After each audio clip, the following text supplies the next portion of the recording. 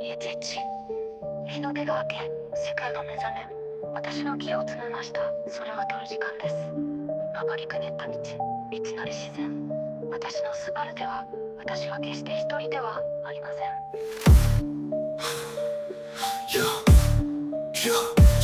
野生のものが歩き回る人、里離れた道を離れて、泥と木々の間を抜けると、ここが私の家です。全輪駆動、生きとした感触。私のスバルでは、私は繁栄します。丘を登り、視界がとても広く、川を渡る冒険ガイドしましょう。土が蹴り上げられ、タイヤが地面をつかみ、曲がりくねるたびに、私の心はとどまるところを知りません。野生のものが歩き回る人、里離れた道を離れ。Alright guys, so just going to take you through how I'm modifying my washer bottle tank in my Forester after fitting a bull bar. So this is I believe a TPI Race Products washer bottle, and as you can see, don't mind the mess, I've only just moved in here so I'm getting organised. As you can see, here's the original unit, and for anyone who's done any work behind their bull bar, behind their bumper even, in an SH Forester or even SG, you'll know that these things are just huge, which in one respect is handy because it means it holds a lot of water. In another respect, it means that when you do modify your front bumper for better approach angle, this has to go in the bin.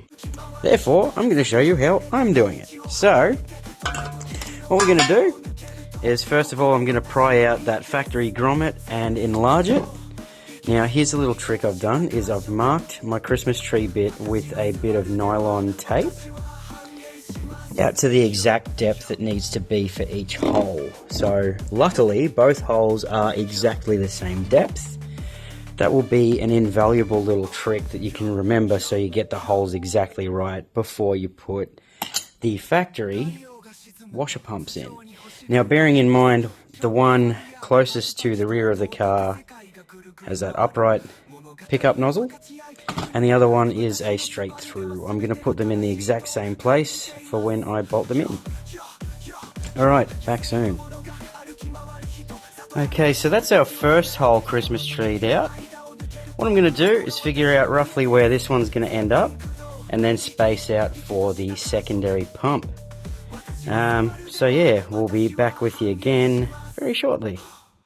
Okay, so basically what I'm going to do now is I'm just going to take my old square tool, find the center, and I'm going to go across from the center to roughly where I believe it needs to be, place my second hole, and send it. Back with you shortly. Righto, so that's the second hole drilled. So what I'm going to do is just take this grommet off this washer pump. Okay, now the thing to bear in mind is on the factory SH Forester, just as an example, this would probably work with SG, even SF, maybe even later models, but do a bit of digging, see what you come up with. Anyway, that little thing should point directly southward of the orientation of this tank. So I'm just going to pop that in now. Simple bit of squeezing will get it in there. Sorry guys, this is quite hard with one hand. Nearly said a swear word. Got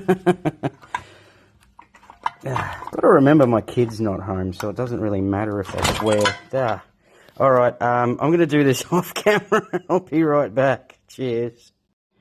Alright, and that's with both grommets in. The tank has been retrofitted with factory Subaru parts. So now all you have to do is plug your associated front and rear, I assume they're in that orientation, I could be wrong, plugs back in, put your hoses back on, and Bob's your uncle. So yeah, nice quick little mod. This tank only cost me $54 on sale because honestly, what's going on is there's a lot of trend differences from when stainless was the go. A lot of people are just going matte black now, even with their drag cars. So this has been sitting in a cabinet at Autobarn for God knows how long, so they just wanted to get rid of it. So I picked it up cheap, but a similar tank, brand new, honestly, because I believe in being honest with people, you're looking at about $109 to $159 for a similar unit from TPI Racing. So yeah, if you want to do a similar mod to your Forester because you've done a front bumper chop or bull bar modification, this is what you're looking for, and that is how easy it is to do. Alright guys, happy off-roading.